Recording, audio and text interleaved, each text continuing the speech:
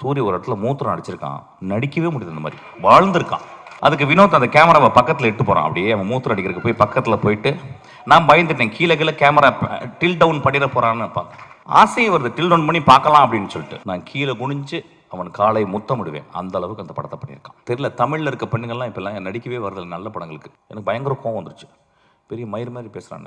நான் முறைச்சேன். அவன் நிஜமாகவே என்னை செருப்பை கழட்டி அடித்தான். ஒரு சிகரெட் பாக்கெட் எவ்வளோப்பா சிகரெட் பாக்கெட் இன்னைக்கு கிங்ஸு தெரியாது, நீ அடிக்க மாட்டியா, நீ மனுஷனே கிடையாது. இந்த படம் மக்கள் வந்து எல்லாரும் பார்க்கணும்னா நான் அவுத்து போட்டு கூட நிற்கிறதுக்கு தயாராக இருக்கீங்க. இந்த இடத்துல இந்த நூற்றாண்டின் மிகப்பெரிய எழுத்தாளர் என்று சொல்லப்படுகிற காப்ரியல் கார்சியா மார்கோஸனுடைய ஒரு கதை, அவருடைய கலெக்டட் ஸ்டோரிஸ்லேயே மிகச்சிறந்த கதை. இந்த உலகத்தின் மிகச்சிறந்த கதையில் ஒரு 10 கதையில் அதையும் சொல்கிறாங்க. அதுக்கு பேர் ஆங்கிலத்தில் வந்து டியூஸ்டே சீஸ்டா, அதாவது ஒரு செவ்வாய்க்கிழமையினுடைய மதிய தூக்கம் அப்படின்ற ஒரு கதை. வந்து ஒரு தாயும் அவருடைய குட்டி குழந்தை, ஒரு 6 வயசு 7 வயசு குழந்தை ஒரு ஊருக்கு போகிறாங்க. அந்த ஊரில் போயிட்டு ஒரு சர்ச்சில்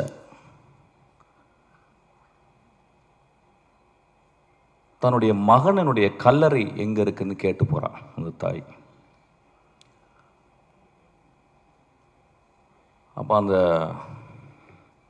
பாதிரியார் சொல்கிறார், வந்து அந்த ரெஜிஸ்டரை கொடுத்து அதில் சைன் போட சொல்கிறாரு. அந்த தாய் சைன் போடுறான். அப்போ அவர் கேட்குறாரு, ஏமா இப்படியாப்பட்ட ஒரு பிள்ளையை பெற்ற அப்படின்றாரு. அப்போ ஒரு சின்ன ஃப்ளாஷாக காப்ரியல் கார்சியா எழுதுறார். அந்த மனிதன் அந்த மகன் அந்த ஊருக்கு வந்திருக்கான். ஒரு நாள் இரவு ஒரு கதவை உடைக்கிறான். அந்த வீட்டுக்குள்ள ஒரு பெண் தனியாக இருக்கிறா. அவளுக்கு தெரிஞ்சிருச்சு யாரோ ஒரு திருடன் வந்து கதவை உடைக்கிறான்னு. நல்ல மழை வேற. அந்த பெண் ஒரு துப்பாக்கி எடுக்கிறான். அந்த துப்பாக்கி எப்படின்னா வந்து ஒரு 100 வருடங்கள் ஒரு 50 வருடங்கள் யூஸ் பண்ணாத ஒரு துப்பாக்கி. யாரோ தாத்தாவோ யாரோ உள்ள வச்சுருக்காங்க, அது மட்டும் தெரியுது. சின்ன வயசுலேருந்து பார்த்துருக்கேன். அந்த துப்பாக்கி தொட்டதே கிடையாது. துப்பாக்கி கண்டா பயங்கர பயம். வேறு வழி இல்லாமல் உள்ளே வந்தவன் ஒரு வேளை கொன்னுறான், திருடிட்டு ஒரு வேளை கொன்னுட்டானா என்ன பண்ணுறது அப்படின்னு ஒரு பயத்தில், அவன் யாருன்னு தெரியல, அவன் துப்பாக்கி எடுத்துகிட்டு போய் அந்த கதவுக்கு நேராக நிற்கிறான். கை உதறது. சார் யாரும் பேசாதீங்க சார் ப்ளீஸ். கை உதறது. அந்த கதவை உடைச்சிட்டு வந்தால் எவ்வளோ உயரத்தில் வருவான் எவ்வளோ அப்படின்ற மாதிரி அவன் வயிற்றை நோக்கி அந்த துப்பாக்கியை அப்படியே காட்டிக்கிட்டே இருக்கான். கை உதறது. அப்போ காப்ரியல் கார்சியா எழுதுறாரு, அந்த கை உதறலுக்கு காரணம் பயம், 28 வருடங்கள் தனிமை அப்படின்னு எழுதுறாரு.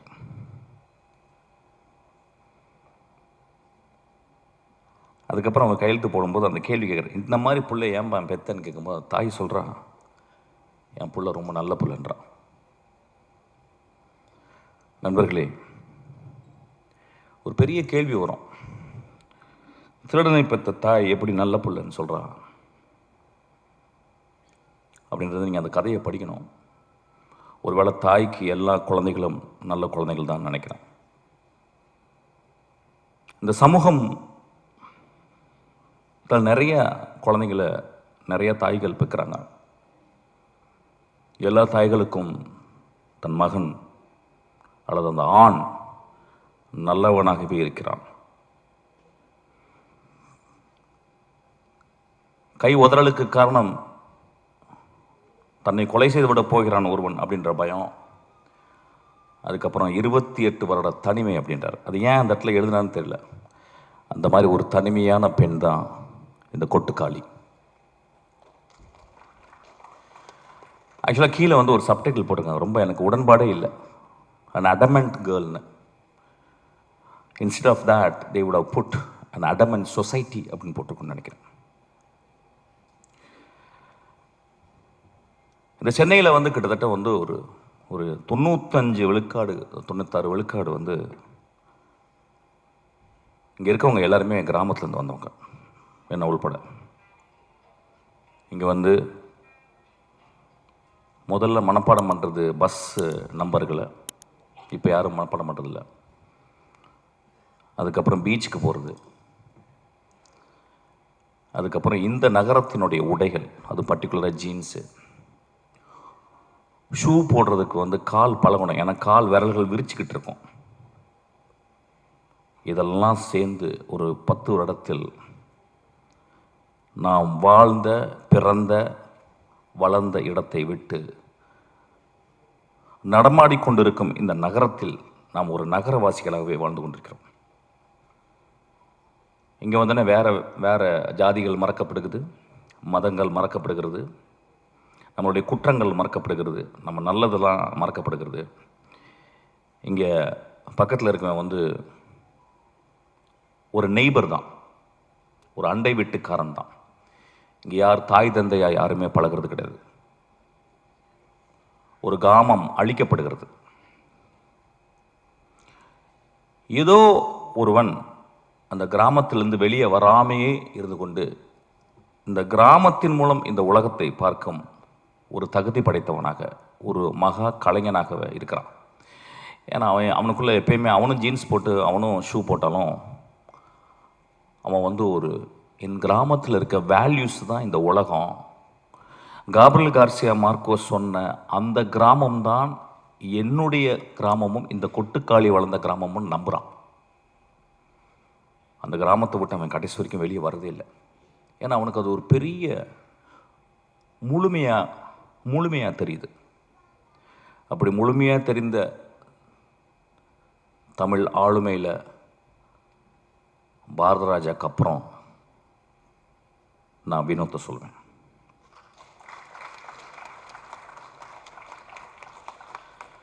ஒரு திரைப்படம் எதுக்காக எடுக்கப்படுது அப்படின்னா, நிறைய பேர் என் அசிஸ்டண்ட்டை கேட்பேன், எதுக்குடா, எனக்கு தெரிஞ்சு 250 அசிஸ்டண்ட் என்னை விட்டு போயிருக்காங்க. ஒரு வருஷத்துக்கு கிட்டத்தட்ட ஒரு 3000 அசிஸ்டன்ட் டைரக்டருக்காக வர்றவங்களை நான் சந்திக்கிறேன். கொஞ்சம் கூட சோம்பேறித்தனம் படாமல் அவங்கள்ட்ட நான் வந்து கேட்குறேன், எதுக்குப்பா நீ சினிமாவுக்கு வர்ற அப்படின்னு.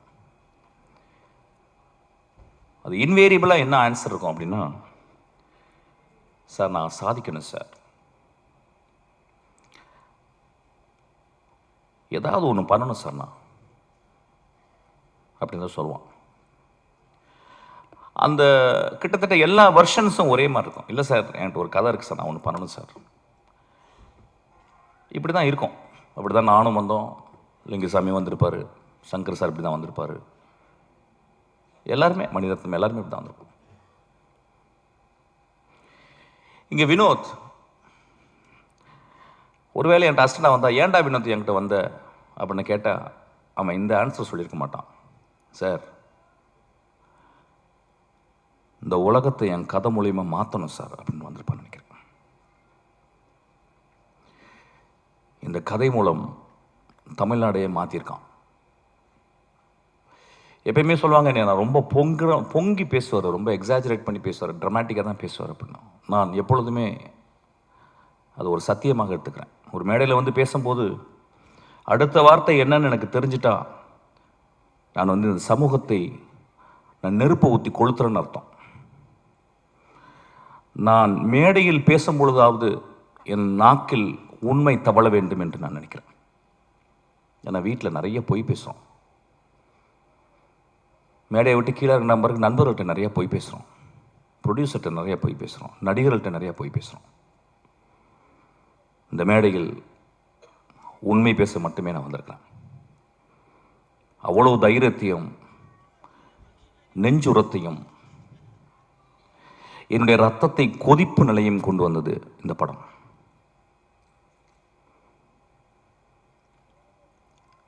இந்த படம் வந்து நிறைய படம் வரும்போதெல்லாம் நான் நிறைய பேசியிருக்கேன்.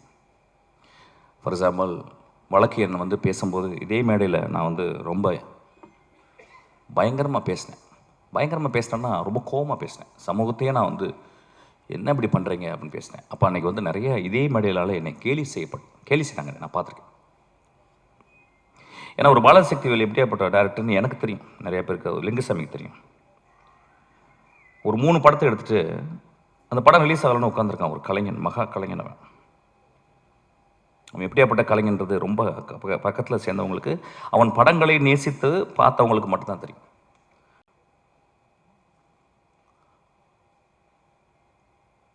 இந்த படத்தில் இது எதுக்கு கொட்டுக்காளின்னு வச்சான்னு தெரியல, எனக்கு நிறைய மீனிங் என்னமோ போகுது. நான் ஒரு ரொம்ப நாளைக்கு முந்தி சிவகார்த்தியனுடைய படத்தில் ஒரு பூஜை அன்னைக்கு ஒரு நாள் ஒரு சாப்பாடு சாப்பிட்டு இருக்கும்போது பக்கத்தில் ஒருத்தன் வெள்ளை சட்டை வெள்ளை பேண்ட் போட்டு ஒரு கிராமத்தில் இருந்த ஒரு பையன் மாதிரி உட்காந்துருந்தான். அறிமுகப்பட்டினான். யாரா நீ தம்பி அப்படின்னேன். சார் நான் தான் சார் வினோத். அப்படின்னா யார்ப்பா? இல்லை சார் நான் வந்து கூழாங்கல். அப்படி ஆமாம் ஏதோ பேசிக்கிட்டு இருக்காங்க நான் சொல்லுவார். சரி என்னப்பா அந்த படம் ரிலீஸ் ஆகுதா இல்லையா? இல்லை சார் ஆயிரும் சார். ஓ அப்படியா சரி. என்ன படம் எடுக்கிற? அடுத்து என்ன பண்ண போகிறேன்? இல்லை சார் நான் ஆரம்பிச்சிட்டேன் சார். நான் சொல்கிறேன் கொஞ்சம் மெதுவாக எடுப்பான்னு வாயை எடுக்கிறேன். கொஞ்சம் மெதுவாக. இல்லை சார் நான் படம் ஆரம்பிச்சிட்டேன் நான். அப்படியே யாருப்பா மியூசிக்கு? பாருங்கள் எவ்வளோ ஒரு ப்ரோக்ராம்டு வே ஆஃப் ஆஸ்கிங் ஒரு சேட்டிங் வித் அனதர் டேரக்டர். நான் கேட்குறேன் யாரா மியூசிக்கு அப்படின்னு. அப்போ சொன்னால் யாருமே மியூசிக் இல்லை சார். எனக்கு பயங்கர கோவம் வந்துருச்சு. பெரிய மயிர் மாதிரி பேசுகிறான். நான் முறைச்சேன். அப்புறம் நான் வந்துட்டு வீட்டு ஆஃபீஸ்க்கு வந்தோடனே அசிஸ்டன்ட்ஸ் கூப்பிட்டேன். இதே இது மாதிரி ஒருத்தனை பார்த்துட்டேன். ஒரு பொறுக்கி பையன் கருப்பாக இருந்தான், ஒரு மாதிரி இருந்தான், பெரிய மாதிரி என்கிட்ட வந்து நான் யாரா மியூசிக்னு கேட்குறேன். அவன் சொல்கிறான் யாருமே இல்லை சார் அப்படின்றான். அப்படிலாம் எடுத்துடாதீங்கடா அப்படின்னு நான் ஏதோ நல்லது சொல்கிற மாதிரி என் அசிஸ்டன்ட்ஸுக்கு சொன்னேன். இந்த படத்தை பார்க்கும்போது தான் தெரிஞ்சுது என்னை வினோத் செருப்பு கழட்டி அடிச்சிருக்காங்க. நல்ல டைட்டில் கிடச்சிருச்சு ஆக்சுவலி இன்னைக்கு. அவன் நிஜமாகவே என்னை செருப்பு கழட்டி அடித்தான். நான் எல்லாரையும் செருப்பு கழட்டி அடித்தான்னா என்னை வெளியே போய் பயங்கரமாக திட்ட ஆரம்பிச்சாங்க டேரக்டர்ஸ்லாம். அது எப்படி பேசலாம், நாமளும் படம் தானே எடுத்துருக்கணும், அதனால் நான் மட்டும் இதை எடுத்துக்கிறேன். என்னை மட்டும் வினோத் செருப்பை கழட்டி அடித்தான். இந்த விழாவுக்கு வரும்போது நான் காலையில் மனசு பேசினேன். ஏன்னா இப்போ நான் 2 படம் பார்த்துட்டேன். ஒன்று மாரியுடைய வாழை பார்த்துட்டேன். அது ஒரு வாரம் பைத்தியமாக இருந்து அன்றைக்கி நைட்டு ஃபுல்லாக பைத்தியமாக இருந்து ஃபுல்லாக எழுதி அசிஸ்டன்ட் டேரக்டர்லாம் தூங்காமல் உட்காந்து ஒரு 3 பேஜில் ஒரு லெட்டர் எழுதி வரும் எனக்கு நல்ல. இப்போ அதுக்கு முடித்து அந்த பைத்தியம் முடியும்னு தீர்றதுக்குள்ளேயும் இந்த பைத்தியம், இது பைத்தியம் இல்லை, இது பேயே பிடிச்சிச்சு எனக்கு.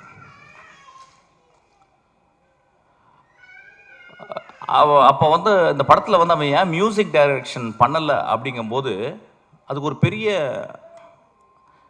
அது வந்து ஒரு குருட்டாம்போக்கில் எடுக்கப்பட்ட ஒரு முடிவல்ல. The decision came out of his vision of cinema. அவன் எப்படி சினிமாவை ட்ரூத்ஃபுல்லாக பார்க்குறான் அப்படின்றதுக்கு ஒரு காரணம். ஏதோ ஒரு வகையில் நம்ம என்ன பண்ணுறோம், ஒரு மியூசிக் மூலியமாக நம்ம சட்டையை அயன் பண்ணிடுறோம், நம்ம திரைப்படங்களை நம்ம அயன் பண்ணிடுறோம். அவன் என் சட்டை என் திரைப்படம் சுருக்கமாகவே இருக்கணும் அப்படின்றான். என் பாட்டியினுடைய அந்த இடுப்பை சுற்றி இப்படி உள்ள சொருகுவா பார்த்தீங்களா, அது வெளியே எடுத்தால் எவ்வளோ சுருக்கம் இருக்கும் அந்த முந்தானையில், அந்த அளவுக்கு சுருக்கத்தை அவன் பார்க்குறான், அவ்வளோ ட்ரூத்து பார்க்குறான். இந்த படத்தை பற்றி நான் வந்து ஒரு 4 நாள் கண்டினியூஸாக என்னால் பேச முடியும். ஏன்னா படத்தை பார்த்துட்டு வெளியே வந்தோடனே நைட்டு நான் என்ன பண்ணுறதுன்னு எனக்கு தெரியல. வழக்கம் போல் சொன்ன மாதிரி நல்லா இருக்குப்பா, சூப்பர்ப்பா, நல்ல ட்ரை பண்ணியிருக்கேன். இப்போ நிறைய பேர் சினிமா பாட்டு வந்தோன்னா உஷாராக பேசுகிறது எப்படின்னு கேட்டால் வித்தியாசமாக முயற்சி செஞ்சுருக்கேன்னு. அது கெட்ட வார்த்தை சொல்லி தான் சொல்லணும், பட் அப்படி சொல்ல முடியாது, போர் அடிக்குது எனக்கு ஆக்சுவலாக. அந்த மாதிரி எதாவது பேசிட்டு போயிடுறது, இல்லைன்னா நல்ல ஃப்யூச்சர் இருக்குப்பா அப்படின்றது, அப்புறம் ரொம்ப மோசமாக ஒரு தடவை பார்க்கலாம் அப்படின்றது. நண்பர்களே, இங்கே வரும்போது யோசிச்சேன் நான் என்ன பேசணும், இந்த படத்தை நான் வந்து எப்படி மக்கள்கிட்ட கொண்டு போய் சேர்க்கணும். ஏன்னா என் லைஃப்பில் இது வந்து ஒரு பெரிய பொறுப்பாக நான் பார்க்குறேன். என் மகள் பிறக்கும்போது என் மனைவியின் கையில் என் மகளை பார்த்துட்டு நான் எவ்வளோ சந்தோஷப்பட்டனோ அதே மாதிரி இந்த படத்தை பார்த்தப்ப சந்தோஷப்பட்டாங்க.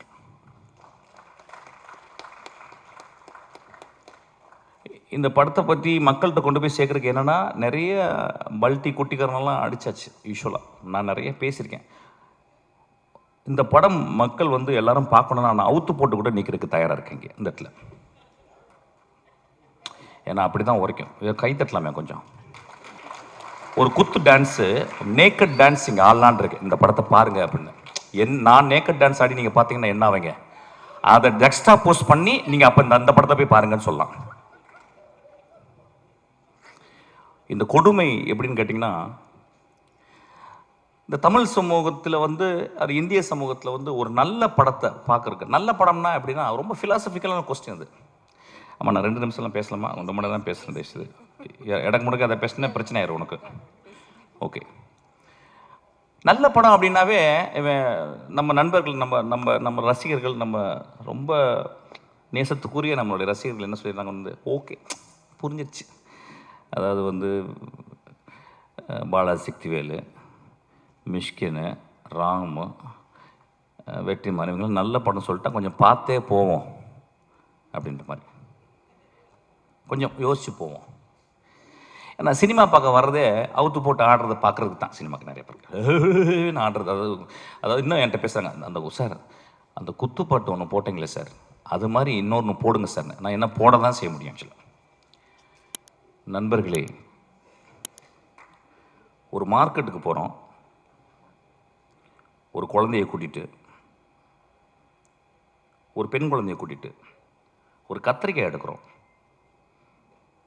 எங்கள் அம்மா சின்ன வயசில் எனக்கு கத்திரிக்காவை எப்படி வாங்குவது அப்படின்னு சொல்லி கொடுத்துருக்காங்க. ஒரு சவுச்சவை எப்படி பார்த்து வாங்கணும்னு சொல்லி கொடுத்துருக்காங்க. ஒரு பழத்தை வந்து தட்டி பார்த்து, அந்த பழம் தட்டி பார்த்து பழுத்திருக்கான்னு பார்த்து வாங்க சொல்லியிருக்காங்க.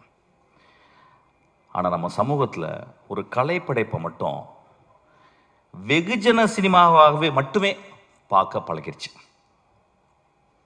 இன்னைக்கு 16 வயதில் எடுத்தா ஓடுமானே டவுட் வந்துருச்சு. என் ஆதங்கத்தை இங்கே கொட்டி தீர்க்கவில்லை. இந்த படத்தை நான் மக்கள்கிட்ட கொண்டு போய் எப்படி சேர்க்கறதுன்னு யோசிச்சுக்கிட்டே இருக்கேன். இப்போ நகரத்தில் இருக்கவங்க எல்லாருமே நினச்சிக்கிறாங்க நம்ம எல்லாமே சிட்டி பேஸ்டு. அதை சொல்கிறாங்க இது கிராமத்து கதை. ஐயா, இது என் தாயின் கருவறை ஐயா. இந்த படம் என் மகளின் யோனி ஐயா. இந்த படம் பாலசக்தி சொன்னா இந்த மாதிரி படமே பார்த்ததில்லைன்னு. இந்த மாதிரி படத்தை பார்க்கவே போறதில்லையா?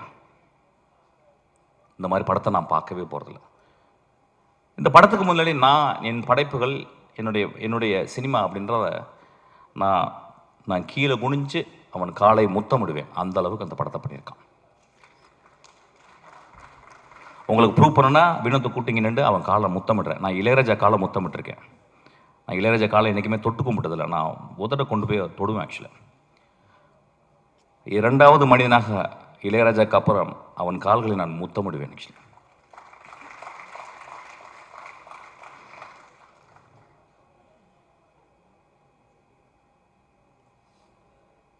ஒரு படத்தை பார்க்கும்போது அடுத்த சீன் என்ன, அடுத்த சீன் என்ன, அடுத்த சீன் என்ன, அடுத்த சீன் என்னன்னு சொல்லிட்டு நாங்கள்லாம் எழுதும்போது ரொம்ப கேர்ஃபுல்லாக. நான் இப்போ கூட வரும்போது என் தம்பிகிட்ட பேசிக்கினேன். ஒரு படம் வந்து நல்ல கதையாக இருக்கணும், என்டர்டெய்னிங்காக இருக்கணும், இப்போ 3வது தேவைப்படுது எக்ஸைட்டிங்காக இருக்கணும்னு சொல்லிட்டு. இந்த 3மே இந்த படத்தில் இருக்குது. என்ன ஒன்று, நீங்கள் பார்க்குறது உங்கள் பார்வையை வேறு மாதிரி வச்சு பார்க்கணும். எனக்கு தெரிஞ்சு இந்த ரீசெண்ட் டேஸில் இந்த கதைகளில் நான் வந்து இப்போ 2 கதைகள் வந்து நான் இந்த 10 வருடத்தில் திரைக்கதையில் படித்தது எக்ஸ்ட்ரானரி ஸ்டோரிஸ்ன்னு சொல்லுவேன். ஒன்று 3 பில்பர்ட்ஸு, இன்னொன்று கெட் அவுட், ஜோர்டான் பீல்டு. அதுக்கப்புறம் இந்த கதையை சொல்லுவேன். ஏன்னா அது 3மே எப்படின்னா, ஒன்று வந்து பிளாக் ஹாரர், இன்னும் வந்து ஒரு பெண்ணினுடைய தவிப்பு, தன் மகளை பறி கொடுத்துட்டு ஒரு பெண்ணினுடைய தவிப்பு. இந்த படத்தில் ஒரு குடும்பம் ஒரு பெண்ணை வச்சுக்கிட்டு தவிக்கிறாங்க. அவ்வளவு சிறந்த மனிதர்கள் அந்த குடும்பத்தில் இருக்கவங்க. அந்த குடும்பம் பார்க்கும்போது, படம் பார்க்கும்போது அவங்க கெட்டவங்க மாதிரி தெரியும். எனக்கு ரொம்ப அந்த பெண்ணோட அந்த குடும்பம் ரொம்ப நல்லதாக தெரிஞ்சுது. வினோத் இந்த கேரக்டருக்கு வந்து வேற யாராவது பண்ணியிருந்தா நல்லா இருக்காதோ, நடிச்சிருவாங்களோங்கிறதுக்காக தன்னுடைய அக்காவையும் தன்னுடைய பெரியம்மா பொண்ணு தங்கச்சிகளாம் நடிக்க வச்சிருக்கான். இந்த படத்தில் வந்து 2 காட்சிகள் நான் சொல்லுவேன். பாலாஜி பாதி கதை சொல்லிட்டேன். ஆக்சுவலாக நான் சொல்ல மாட்டேன். உன்னை அதுக்கு அடிக்கணும். டே பாலாஜி, பாதி கதையை சொல்லிட்டேன். நீ ஆக்சுவலாக நான் சொல்ல மாட்டேன். இந்த படத்தில் வந்து ஒரு சேவல் நடிச்சிருக்கு. அதான் முதல்ல பார்த்துருப்பீங்க. சேவல் நடிச்சிருக்குன்னு சொல்கிறத விட அந்த சேவலை அவன் வந்து கேப்சர் பண்ணியிருக்கான். முதல் ஷாட்டாக நீங்கள் போட்டிருக்கான், நீங்கள் பார்க்கணும். ஆக்சுவலாக இந்த படம் சினிமாவை எப்படி பார்ப்பது, நாம் என்ன சினிமா பார்த்துக்கிட்டு இருக்கோம். அதாவது மொமெண்ட்ஸ்ன்னு சொல்லுவாங்க, சினிமாவில் வந்து மொமெண்ட்ஸ்ன்னு சொல்லுவாங்க. எனக்கு தெரிஞ்ச இந்த 27 வருடத்தில் 2 மொமெண்ட் தான் நான் கிரியேட் பண்ணியிருக்கேன். ஒரு மொமெண்ட் வந்து வெட்டி போட்டவன் இடத்துல வந்து ஒரு கிழவி வந்து பூ போடுறான். 2வது மொமெண்ட் வந்து தன் மகள் இறந்து போன பிறகு அப்பாவினுடைய சிகரெட்டை வந்து குடிக்கக்கூடாதுன்னு கஷ்டப்படுறான். இந்த 2 மொமெண்ட்டு 27 வருஷத்தில். இந்த படத்தில் 60 சீனுமே 60 மொமெண்ட்டாக பண்ணியிருக்கான். இந்த படத்தில் வந்து இயற்கையை அவன் யூஸ் பண்ணது, மனிதர்களுக்கு முன்னால் இயற்கையை அவன் யூஸ் பண்ணது. ஒருவேளை நான் பேசுறது போர் அடித்தாலும் அடிக்கலாம், பட் பரவாயில்ல, ஏதாவது பேசுகிறேன். ஏன்னா கொஞ்ச நேரம் பேசுறதுக்கு கேட்கறதுக்கு போயிடுச்சு. மச்சான் நெக்ஸ்ட் சீன் என்னன்னு போயிடுது. ஆக்சுவலாக நண்பர்களே,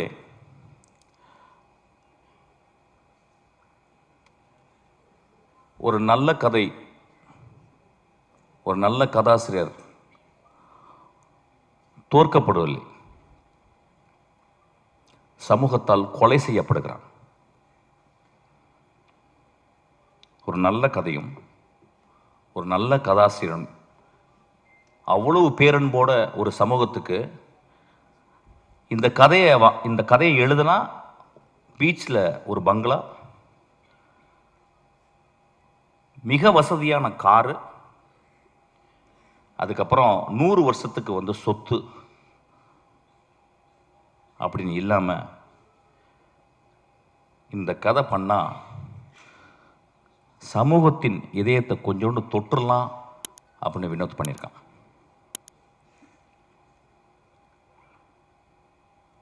இந்த படத்தை வந்து பத்திரிக்கைக்காரங்க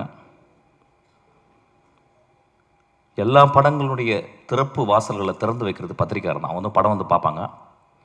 பார்த்துட்டு எனக்கு தெரிஞ்சு எல்லா நல்ல படங்களையும் அவங்க வந்து ஆறத்தழுவி முத்தம் கொடுத்துருக்காங்க.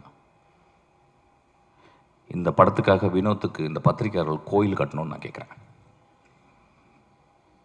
இந்த சமூகம் ஒருவேளை அவன் கொலை செய்து விடலாம். அந்த கொலையிலிருந்து தப்பிக்க வச்சது சிவகார்த்திகேயன். சிவகார்த்திகேயன் ஒரு லீடிங் ஆக்டர், கடுமையான உழைப்பாளி. சிவகார்த்திகேயனால் இந்த படத்தில் நடிக்க முடியாது. ஏன்னா ஒரு மிகப்பெரிய ரசிகர்கள் கூட்டம் வந்துருச்சு. ரசிகர்களை சந்தோஷப்படுத்துவது ஒரு பெரிய கடமையாச்சு. ஆனால் அந்த குழந்தை, அந்த பையன், நான் மிகச்சிறந்த படைப்பு பண்ணணும்னு ஆசைப்பட்டு கூழாங்கல்ல பார்த்தவொன்னே, தம்பி இந்த படத்தை நான் தான் பண்ணுவேன்னு சொல்லியிருக்கான். அதுக்காக அந்த தம்பிக்கு ஒரு கோயில் கட்டணும். சிவகார்த்திகேயனுக்கு ஒரு குழந்தை பிறந்திருக்கு. சிவகார்த்திகேயனுக்கு இன்னொரு குழந்தையும் பிறந்திருக்கு. அதுதான் கொட்டுக்காளி. இந்த படத்தில் நடித்தவர்கள், அந்த அனா பென் ஒருத்தர் நடிச்சிருக்கா. தெரியல, தமிழில் இருக்க பெண்ணுங்கள்லாம் இப்போல்லாம் நடிக்கவே வரதில்லை நல்ல படங்களுக்கு. சார் எனக்கு 2 பாட்டு இருக்கா, 3 டான்ஸ் இருக்கா, தௌபா தௌபா தௌபான்னு அப்படின்னு ஏதாவது டான்ஸ் ஸ்டெப்பு, ஹூக் ஸ்டெப்பு வைக்கிறதுக்கு இருக்கான்னு பார்ப்பாங்க. அப்போ தமிழில் பொம்பளைங்களே கிடையாது. அப்போ இங்கேருந்து போயிட்டு பஸ் ஏறி போயிட்டு ஆனபெல்னு ஒரு சிறுக்கியை பிடிச்சிட்டு வந்திருக்கான். ஆக்சுவலாக ஒரு பேய் அரக்கி. அவள் எத்தனை வார்த்தை பேசியிருக்கான்னா 1.5 வார்த்தை பேசியிருக்கான்னு நினைக்கிறேன். ஒரு பாட்டு வர பாடிட்டா அதுக்கு அடி, ஒரே அடி சூரி போட்டு ஒரு மணி நேரம் அடி என்ன அடிக்கிறான் போட்டவளை. இந்த சமூகம் அப்படி தானே இருக்குது. ஒரு பெண் பாடக்கூடாதுல்ல. ஒரு எக்ஸ்ட்ராடனரி பெர்ஃபார்மன்ஸ். அநேகமாக இந்த வருஷத்தினுடைய நேஷ்னல் அவார்டு அந்த குழந்தைக்கு கிடைக்கணும்னு நான் வந்து ஆசீர்வாதம் பண்ணுறேன். அதுக்கப்புறம் சூரியனுடைய எவல்யூஷன், கேரக்டர் ஆர்க்கு. நான் சினிமாவில் தான் கேரக்டர் ஆர்க் பார்த்துருக்கேன். ஒரு கதையின் கதாநாயகன் ஃபஸ்ட்டு சீனில் வந்து மோசமாக இருப்பான், கடைசி சீனில் ஒரு பெரிய மகானாக இருப்பான். ஃபஸ்ட்டு சீனில் மகானாக இருப்பான், கடைசி சீனில் வந்து கொடுங்கோலனாக மாறிடுவான். இது ஒரு கேரக்டர் ஆர்க்கு. இது சினிமாவில் தான், கதைகளில் தான் நடக்கும். நிஜ வாழ்க்கையிலே சூரிக்கு நடந்திருக்கு. ஒரு கமெடியனாக உருவாகி இன்னைக்கு ஒரு உலகம் போற்றும் ஒரு நடிகனாக மாறியிருக்கான். நான் அன்றைக்கி நைட்டு இரவு உட்காந்து பேசினேன். என்னடா மகனே நீ இப்படி எங்கடா உனக்கு ஏதாவது அருள் கிருள் வந்துருச்சா, இல்லை காதில் ஏதாவது உனக்கு ஏதாவது ஒரு அசரீரி கேட்டுச்சா, உன் வாழ்க்கையில் இப்படியாப்பட்ட முடிவுகள் எடுத்து இப்படி நீ வேகமாக அப்படியே வெற்றிமாறன், அப்படியே கருடன், அப்படியே ராம், இன்றைக்கி ஒரு எக்ஸ்ட்ராடனரி. எனக்கு தெரிஞ்சு இன்றைக்கி தமிழ் சினிமாவின் மிக முக்கியமான 2 நடிகர்கள் நான் சொல்லுவேன், வந்து விஜய் சேதுபதியும் சூரியன் நான் சொல்லுவேன். ஆக்சுவலாக நான் விஜய் சேதுபதி ஒர்க் பண்ணேன், 67 நாட்கள் ஒர்க் பண்ணேன். ஒரு நாள் கூட எங்கள் 2 பேருக்கு ஒரு சின்ன உராய்வு கூட ஏற்படல. அந்த குழந்தை அவ்வளவு கண்ணியமாக, அவ்வளவு மேன்மையாக நேசித்து ஒரு கேரக்டர் நடிச்சிருக்காங்க இந்த படத்தில். சூரிய அதே மாதிரி தான். எனக்கு தெரிஞ்சு இந்த படத்தில் சூரிய தவிர வேற யாராவது நினச்சி கூட பார்க்க முடியாது. சூரிய ஒரு இடத்துல மூத்திரம் அடிச்சிருக்கான், நடிக்கவே முடியாது, இந்த மாதிரி வாழ்ந்திருக்கான். அதுக்கு வினோத் அந்த கேமராவை பக்கத்தில் இட்டு போகிறான், அப்படியே அவன் மூத்திரம் அடிக்கிறதுக்கு போய் பக்கத்தில் போயிட்டு நான் பயந்துட்டேன், கீழே கேமரா டில் டவுன் பண்ணிட போகிறான்னு பார்த்தேன். ஆசையை வருது டில் டவுன் பண்ணி பார்க்கலாம் அப்படின்னு சொல்லிட்டு. ஆனால் அப்படியே மேலே வச்சு அதுக்கப்புறம் சூரிய திரும்பி பார்க்குறான். மனிதர்களே, என்ன பெர்ஃபார்மன்ஸு, என்ன எவ்வளவு நம்பிக்கை அந்த கேமரா மேலே. மொதல் சீனை வந்து அவன் கிட்டத்தட்ட ஒரு 4 நிமிஷம் கேமரா எட்டு போயிட்டு ஒரு அம்மா குளிச்சுட்டு அதை தலையில் தண்ணியை தொளிச்சிட்டு தன் மகள் இப்படி பண்ணிட்டாலே, மகள் இப்படி பண்ணிட்டேன்னு அவள் கோயிலுக்கு போகிறத வந்து ஒரு extreme long shot. I think இந்தியாவில் ஒரு லாங்கஸ்ட் ஷாட்டாக கூட இருக்குன்னு நினைக்கிறேன். அங்கே எடுக்கும் போதே அவன் அதோடைய கான்ஃபிடென்ட்டை சொல்கிறான், நான் என்ன மாதிரி படம் பண்ண போகிறேன், என்ன மாதிரி படத்தை நீங்கள் பார்க்க போகிறீங்கன்றது அவன் பிச் பண்ணுறான். இந்த படத்தை பற்றி இன்னொரு தருணத்தில் நிறைய பேசலாம். ஏன்னா இங்கே வந்து மொத்தமே 4 டேரக்டர்ஸ் தான் வந்திருக்கோம். நான் வந்து ரொம்ப நேரம் டைம் எடுத்துக்கூடாது, நிறையா பேசுவேன், என்னால் பேச முடியும். So Soori has given an extraordinary. அதாவது இந்த படத்துக்கு அப்புறம் சூரியை நம்ம எப்படி பார்க்கலாம்னா, ஒரு இந்தியாவின் ஒரு மிகச்சிறந்த ஆக்டரை நம்ம பார்க்கலாம். அது ஏன் சொல்கிறேன்னா, அந்த அளவுக்கு அந்த கேரக்டர் அவன் மண்ணிலிருந்து, அந்த வெறுங்காலிருந்து நான் பார்த்தேன். சூரிய செருப்பு போட்டுக்கான, செருப்பு போடாமல் அவன் அப்படியே அதுக்குள்ளே அதான் சொன்னாங்க, ஏதோ அந்த டீட்டெயில் வந்து கால், அதை வந்து சூரிய சொன்னதான் நல்லது, சூரிய சொன்னதான் தான் அது நல்லாயிருக்கும். ஆக்சுவலி எப்படி அதை நடித்தான் அந்த குரலுக்காக. நான் அந்த கழுத்தில் இது பண்ணிட்டு பார்க்கும்போது நான் ஒரு இடத்துல உத்து பார்த்தேன், இந்த இடத்துல கழுத்து நரம்பு வந்து புடைக்குது. ஸோ நடிக்கலை அந்த இடத்துல. He took so much of sincere and truthfulness to exhibit something extraordinary. கேள்விப்பட்டேன் வந்து கூழாங்கல் பார்த்த உடனே சூரி விரட்டி போயிருக்கான். ராம் என்கிட்ட சொன்னான். ஆனால் கிட்டத்தட்ட டெய்லி 2 தடவை ஃபோன் பண்ணி, ராமண்ணா கொஞ்சம் வினோட்ட சொல்லுங்கள், அடுத்த படம் எந்த படமாக இருந்தாலும் அதில் ஒரு சின்ன கேரக்டராக நடிக்கிறேன், அதுக்காக சூரிக்கு நம்மலாம் கிளாப் பண்ணுவோம். அதான் ஒரு கலைஞன் இன்னொரு கலைஞனை தேடி ஒரு சீனாவும் நான் நடிக்கணும்னு சொன்னான் பாருங்க. அவன் ஒரு பெரிய மேதை தான், அவன் பெரிய மேதை தான் அவன். நண்பர்களே, இந்த படத்தை பற்றி நான் நிறைய சொல்ல முடியும். ஆனால் I am not very sure how far I can talk. ஒரு மிகப்பெரிய அனுபவம். இந்த படம் வந்து ஒவ்வொரு குடும்பமும் போய் பாருங்க. அதாவது மோசமான படங்களை சில படங்களை நம்ம பார்க்குறோம்,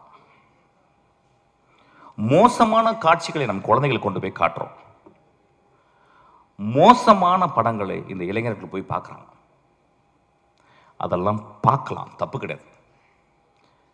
அது வந்து ஒரு ஆர்ட், வந்து போர்னோகிராஃபியும் ஒரு ஆர்ட் தான். அது யாரால எடுக்கப்படுறதுன்ற பொறுத்து. ஆனால் இந்த படம் இந்த தமிழ் சமுதாயத்தை, எனக்கு தெரிஞ்சு இதை விட ஒரு பொலிட்டிக்கலான படம் தமிழில் வந்திருக்கான்னு எனக்கு தெரியல. இதை விட ஒரு பொலிட்டிக்கலான படம், அந்த ஏரியா நான் பேச வேணான்னு யோசிக்கிறேன். ஏன்னா இங்கே பொலிட்டிக்கல் படம்ன்றது வந்து வேறு வேறு கருத்துக்களோடு உலாவுது. ஆனால் ரொம்ப அமைதியாக ஒரு பொலிட்டிக்கல் படத்தை, மோஸ்ட் பவர்ஃபுல் பொலிட்டிக்கல் ஃபிலிமை வினோத் அசால்ட்டாக எடுத்திருக்கான். நண்பர்களே, நான் மீண்டும் கேட்குறேன், இந்த படத்தை நீங்கள் எல்லாரும் பார்க்கணும். பத்திரிக்கையாளர் இந்த படத்தை பற்றி மேன்மையை எழுதணும். இந்த பத்திரிக்கையாளர்களுடைய மனசாட்சி நான் சொல்லுவேன். இந்த படத்தை நான் தேவராஜெல்லாம் நான் பார்த்தேன், 25 வருடம் நான் பார்க்குறேன் தேவராஜா. சினிமாக்காகவே வாழ்ந்து ஒரு கலைஞனாக, அதாவது ஒரு பத்திரிகையாளனாக இல்லாமல் ஒரு கலைஞனாகவே வாழ்ந்துருக்கேன். இப்போ நான் என் தம்பியை பார்த்தேன். அவன் வந்து எனக்கு குழந்தை பிறந்துருச்சன்னா அப்படின்னு சொன்னான். உங்களுக்கெல்லாம் பெரிய தர்மம் இருக்குது இந்த படத்தை பற்றி. இந்த படத்தை பற்றி நான் என்ன சொல்கிறேன், நான் சேலஞ்ச் பண்ணுறேன். இந்த படத்தை பற்றி ஏதாவது ஒரு நெகட்டிவ் பேசுங்க. இந்த படத்தை கொண்டு போய் சேர்க்க வேண்டியது உங்கள் கடமை. ஐயா, இது வந்து உங்கள் தாய் மடி ஐயா. இந்த மடியை நீங்கள் தான் பத்திரமா பார்த்துக்கணும். நான் ரசிகர்கள், சினிமாவை நேசிக்கும் ரசிகர்கள், ஒவ்வொரு தடவையும் சினிமா ரசிகர்களால், அந்த தாயுள்ளம் கொண்ட ரசிகர்களால் கண்டுபிடிக்கப்பட்ட மகா ஆளுமைகள் தான் பாரதராஜா, மணிரத்னம், பாக்யராஜ், பாலச்சந்தர், பாலா, வெற்றிமாறன், ராம், பாலாஜி சக்திவேல். இவங்கெல்லாம் மகா உன்னதமான படைப்புகளை கொடுத்து மக்களுடைய அங்கீகாரம் பட்டு நீங்கள் தொட்டில் போட்டு தாளாட்டி இன்றைக்கி இவ்வளோ பெரிய ஆளாக இருக்கிறாங்க. அந்த மாதிரி தங்கத்தில் ஒரு தொட்டில் கட்ட வேண்டிய என் குழந்தை வினோத். கடைசி விவசாயி பார்த்துட்டு வந்து நான் அவ்வளவு கஷ்டப்பட்டேன். தியேட்டரில் 4 பேர் தான் இருந்தாங்க. ஒரு மகா உன்னதமான படைப்பு அது. அதுக்கு கேட்டால் என்ன சொல்கிறாங்க, ஏன் சார் ஃபாஸ்ட்டாக இல்லைன்றாங்க. ஐயா, ஏன் ஒரே நாளில் குழந்தை பிறக்கக்கூடாது? ஏன் இயற்கை 10 மாதம் ஒரு தாயை சுமக்க வச்சுச்சு? ஏன் என்னுடைய பாட்டி மெதுவாக நடந்து போகிறாள்? என் தந்தை இப்போ போன வாரம் இறந்து போனார். கை அப்படியே அவர் அந்த பாடியை குளிப்பாட்டும் போது நான் பார்த்தேன். அப்படி கையெல்லாம் சோம்பி போயிருந்துச்சு. அப்படியே அந்த குளிக்கில் வைக்கும்போது நான் அப்படியே பார்த்துக்கிட்டே இருந்தேன். அந்த மண்ணை அள்ளி போடும்போது அந்த வாய்க்குள்ளே தான் போச்சு. என்னை முற்றம் கொடுத்த, என்னை பார்த்து எப்பொழுதும் புன்னகை புரிந்த அந்த வாய்க்குள்ள அந்த மண்ணு போனதை நான் பார்த்தேன். நான் பார்த்த உலகத்தில் என் வாழ்நாளும் மிக முக்கியமான ஷாட்டாக அதை நான் பார்க்குறேன். நான் சொல்கிறது கொஞ்சம் கூட வெக்கப்படல. அந்த மாதிரி ஒரு 600 ஷாட்டில் மொத்தமே 150 ஷாட் இருக்கும். உண்மையும் தெய்வத்தன்மையும் தாய்மையும் கொண்ட படம் தான் அந்த படம். தயவு செய்து கைவிட்டுறாதீங்க. சும்மாவது போய் பாருங்கள். ஒரு சிகரெட் வந்து, ஒரு சிகரெட் பாக்கெட் எவ்வளோப்பா? சிகரெட் பாக்கெட் இன்னைக்கு கிங்ஸு தெரியாது, நீ அடிக்க மாட்டியா? நீ மனுஷனே கிடையாது. யார் எவ்வளோவா? எவ்வளோ ஒரு சிகரெட் பாக்கெட்டு? 200 ருபீஸுங்க ஒரு சிகரெட் பாக்கெட்டு. ஒரு சிகரெட் பாக்கெட்டில் 20 சிகரெட் இருக்கா? 10 இருக்கு. 10 நாள் போச்சுன்னு அர்த்தம் உங்களுக்கு. 10 சிகரெட் கொடுத்தா 10 நாள் போச்சு. நான் சிகரெட் நிப்பாட்டிட்டேன். இப்போ 10 நாள் ஜாஸ்தி ஆயிடுச்சு. இப்போ ஒரு குவார்ட்டரு வந்து அது 150 ரூபாலேருந்து 200 ரூபா. அது ஒரு வருஷம் போச்சு. இதுக்கெல்லாம் செலவு பண்ணுறோம்ல. சாமிக்கு போய் நம்ம அவ்வளோ செலவு பண்ணுறோம், அவ்வளோ உண்டியல் காசு போடுறோம், அவ்வளோ டொனேஷன் கொடுக்குறோம்ல. வினோத் தான் என் சாமி. அவன் எடுத்தது தான் வந்து கடவுள். தயவு செய்து போய் பாருங்கள். நண்பர்களே, இந்த வாழ்க்கை ரொம்ப அலாதியானது. இந்த வாழ்க்கையில் நம்ம என்னென்னலாம் முடிஞ்ச வரைக்கும் நல்ல விஷயங்கள் பண்ணுறோம் அப்படின்றது ரொம்ப முக்கியம். அதில் ஒரு நல்ல விஷயந்தான் கொட்டுக்காலை நீங்கள் போய் தரிசிக்கிறது. அந்த காளி உங்களை ஆசீர்வாதம் செய்வாள். நன்றி.